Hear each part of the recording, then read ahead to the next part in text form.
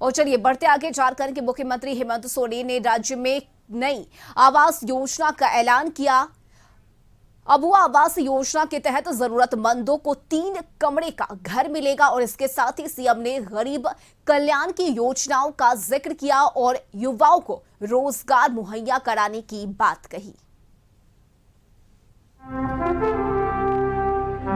और इस बात का प्रमाण भी है कि जनता से किए वादे को हमने कितनी संजीदगी से निभाने का प्रयास कर रहे हैं।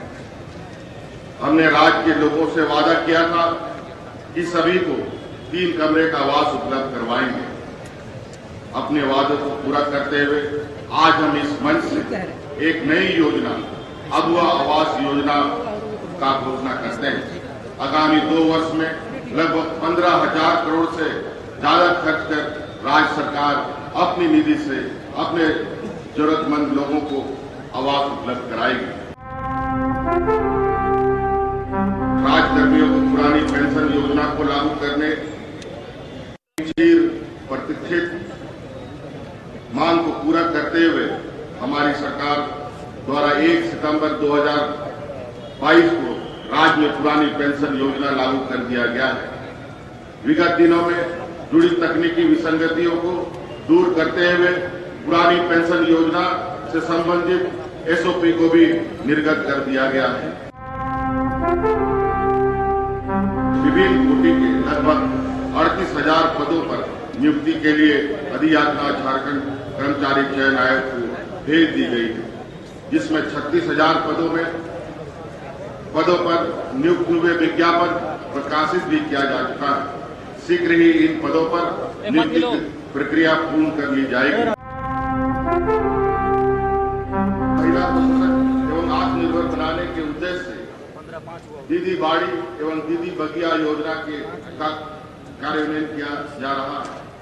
ग्रामीणों के आय में वृद्धि के उद्देश्य से संचालित बिरसा हरित ग्राम योजना के अंतर्गत इस वर्ष लगभग 45,000 परिवारों के लिए कुल 50,000 एकड़ भूमि पर बागवानी का कार्य किया जा रहा है।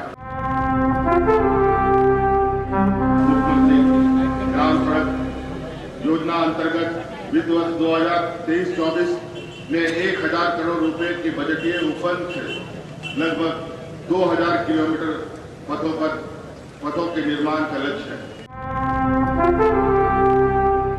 2024 तक राज्य कुल 61 लाख ग्रामीण परिवार को कार्यरत घरेलू नल जल के द्वारा शुद्ध पेयजल की उपलब्धता सुनिश्चित किए जाने के लक्ष्य के विरुद्ध अब तक 23,80,000 परिवारों को इस योजना से आच्छादित किया जा चुका है। यहाँ के खिलाड़ियों को प्लेटफॉर्म उपलब्ध कराना हमारी प्राथमिकता है। हर गांव पंचायत में खेल के मैदान बनाए जा रहे हैं, वहीं प्रखंडों में स्टेडियम का निर्माण किया जा रहा है। खिलाड़ियों को प्रशिक्षण के लिए सभी सुविधाएं उपलब्ध कराई जा रही है। झारखंड के खेल प्रतिभाओं की पहचान कर उन्हें उनका डिजिटल डाटाबेस तैयार करने हेतु जोहार खिलाड़ी पोर्टल का भी शुभारंभ। और रांची से संवाददाता संदीप इस वक्त हमारे साथ लाइव जुड़ गए हैं।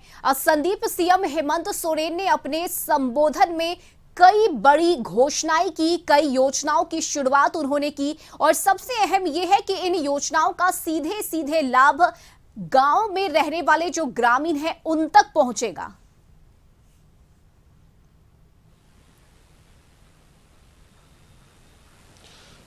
स्वतंत्रता दिवस के कार्यक्रम के दौरान मुख्यमंत्री हेमंत सोरेन ने कई ऐसे सौगात देने की बात कही है। हालांकि देखना होगा इसका फायदा कितना आम जनता को होती है। जिस तरह राज्य में कई ऐसे लोग हैं जो आवास से वंचित हैं, उन लोगों तक आवास मुहैया कराने के लिए भी जो योजना है उसकी शुरुआत मुख्यमंत्री करने की घोषणा की है और उसके तहत जो घर है वह आम लोगों को दिया जाएगा। और कहीं ना कहीं इस तरह की योजनाएं केंद्र सरकार के द्वारा भी चलाई जा रही हैं, जो प्रधानमंत्री आवास योजना के नाम से संचालित है और जिसके अंतर्गत ऐसे लाभुकों को लगभग 3 से 3.5 लाख रुपया तक घर बनाने के लिए केंद्र सरकार की तरफ से सहायता राशि दी जाती है। हालांकि उसी तर्ज पर राज्य के मुख्यमंत्री ने भी घोषणा की है कि ऐसे बेघरों को घर मुहैया कराने की कोशिश, या कह सकते हैं एक पहल की शुरुआत मुख्यमंत्री करने जा रहे हैं। ऐसे में वैसे लोग जिनको घर नहीं है और